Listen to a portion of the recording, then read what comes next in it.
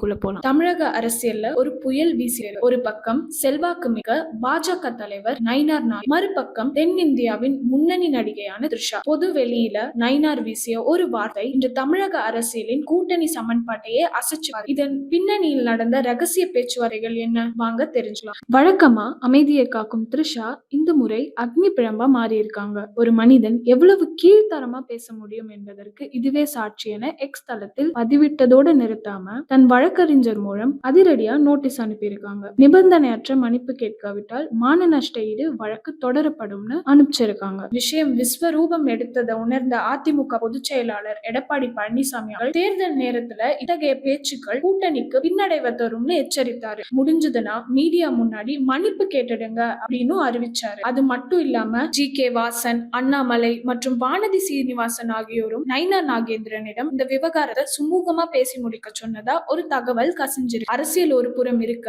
மறுபுறம் திரையுலகம் கொதித்தெழுந்தது. தென்னிந்திய நடிகர் சங்கம் கடும் கண்டனம் தெரிவித்தது. இயக்குனர் லோகேஷ் கனகராஜ் மற்றும் நடிகை மாளவிகா மோகன் ஆகியோர் ஒரு பெண்ணை பொதுவெளியில இழிவாக பேசுவது சகித்துக் கொள்ள முடியாததுன்னு கருத்து தெரிவிச்சிருந்தாங்க. இதன் வெளிப்பாடா நேத்து செய்தியாளர்களை சந்தித்த நயினார் நாகேந்திரன், நான் உள்நோக்கத்துடன் பேசவில்லை, வாய் தவறி பேசிவிட்டேன் என வருத்தம் தெரிவித்து இந்த பிரச்சனைக்கு ஒரு முற்றுப்புள்ளியை